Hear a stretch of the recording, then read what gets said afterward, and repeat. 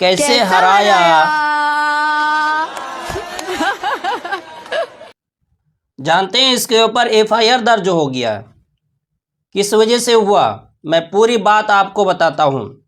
इससे पहले आप देख लीजिए, ये औरत जो है ये बीजेपी के मंच से खुलेआम कह रही है कि अगर बांग्लादेश के अंदर एक हिंदू का अगर मारता है तो हिंदुस्तान के 100 मुसलमानों को मारो। इस तरह की नफरत बयान दे रही है, लेकिन इसके ऊपर कोई कार्रवाई नहीं है। उसके बाद ये बदबू पांडे, इसको सब जानते हैं, जो दिन रात मुसलमानों के खिलाफ सिर्फ नफरत फैलाती है और जहर उगलती है, मारने और काटने की बात करती है। ये बीजेपी के एक मंच से कह रही है कि 15 मिनट के लिए पुलिस हटी थी, हमने पूरी औकात दिखा दिया। गंगा मैया की कसम, जब भागलपुर में दंगा हुआ था तो उसमें किसी हिंदू का सर नहीं था, हमने नदियों में सर को बहा दिया और हमने खेतियों में गोभी उगा दिया। यानी ये बात कर रही है कि मैंने मुसलमानों को काट करके नदी में बहा दिया और उसमें खेती में गोभी उगा दिया। और भागलपुर के अंदर आप जानते हैं कि बहुत बड़ा दंगा हुआ था, जिसमें हज़ारों मुसलमानों को काट करके ख़त्म कर दिया गया था। और फिर इस तरह की बात कर रही है, खुले मंच से खुलेआम बात कर रही है, लेकिन इसके ऊपर कोई कार्रवाई नहीं है।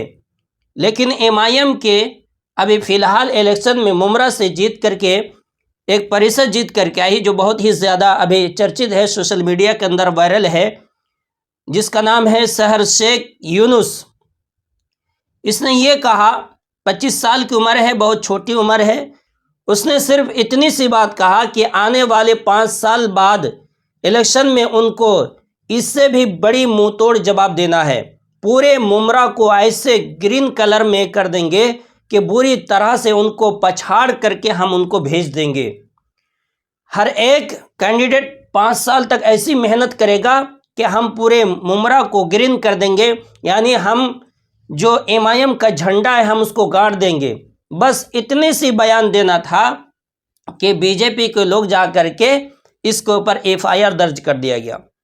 तो दोस्तों, इस तरीके से इनको टारगेट किया जा रहा है और मुसलमानों की थोड़ी सी बात अगर कोई बोल देता है तो उसके ऊपर एफआईआर दर्ज हो जाता है, उसको जेल में डाल दिया जाता है। और नवीन राणा, जो दिन रात मुसलमानों के खिलाफ जहर उगलती है, इसने कहा कि मैं पूरे हिंदुस्तान को भगवा कलर कर दूंगा और सारे मुसलमान को पाकिस्तान और बांग्लादेश भेज दूंगा, लेकिन इसके ऊपर कोई कार्रवाई नहीं है। तो ये हमारे हिंदुस्तान का कानून है जो सिर्फ मुसलमानों के लिए है। इसलिए दोस्तों, मैं कहता हूँ कि अब वक्त आ गया है, हमारे लिए कोई आवाज़ नहीं है। अपनी क़यादत, अपनी पार्टी और अपनी ताकत को मजबूत करना है। दोस्तों, वीडियो को शेयर कीजिए ताकि लोगों को हकीकत मालूम हो सके कि आज कैसे कैसे मुसलमानों के ऊपर जुल्म किया जा रहा है और थोड़ी सी बात पर मुसलमानों को जेल में डाल दिया जाता है, उसके ऊपर एफआईआर दर्ज हो जाता है।